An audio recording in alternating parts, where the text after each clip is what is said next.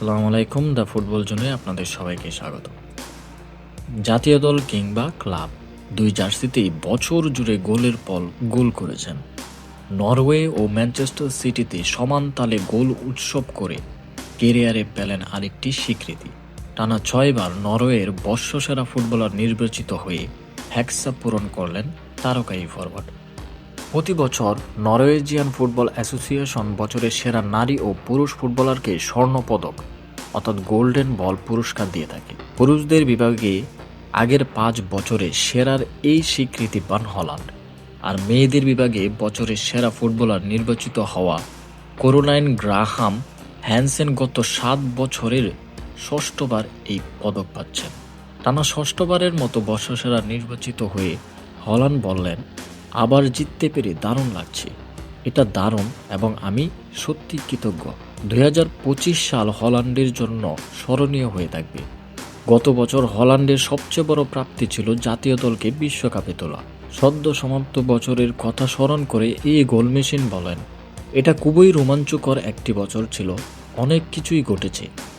বিশ্বকাপের যোগ্যতা পাওয়া অসাধারণ এবং বড় ঘটনা। আমার জন্য এটা বছরের সবচেয়ে বড় মুহূর্ত। এটার অংশ হওয়া দারুণ এবং অবশেষে সফল হওয়ায় আরও ভালো লাগছে। ইতালিকে 4-1 গোলে উড়িয়ে দিয়ে 28 বছর পর বিশ্বকাপের টিকিট কাটে নরওয়ে। ওই ম্যাচে জোড়া গোল করেন হল্যান্ড। 2025 সালে মাত্র 9টি আন্তর্জাতিক ম্যাচে 17টি গোল করে দলকে বিশ্বকাপে নিয়ে যেতে গুরুত্বপূর্ণ অবদান রাখেন 25 বছর বয়সী ফরওয়ার্ড।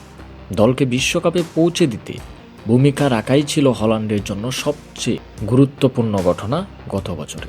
সিটির ফরওয়ার্ড বলেন, আমরা সান সিরোতে গিয়েছিলাম এবং জানতাম আমরা যোগ্যতা অর্জন করব, তবে 4-1 গোলে ইতালিকে হারিয়ে সেটা দারুণ স্টাইলিশভাবে হলো।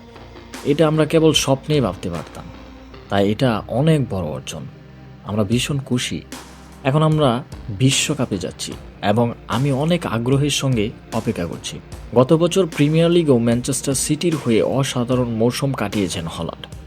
প্রিমিয়ার লিগে 100 গোল করার দ্রুততম খেলোয়াড় এবং চ্যাম্পিয়ন্স লিগে 50 গোল করার রেকর্ড গড়েন তিনি।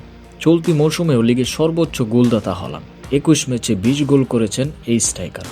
ভিডিওটি এই পর্যন্তই। ভালো লাগলে লাইক, কমেন্ট এবং সাবস্ক্রাইব করতে ভুলবেন না।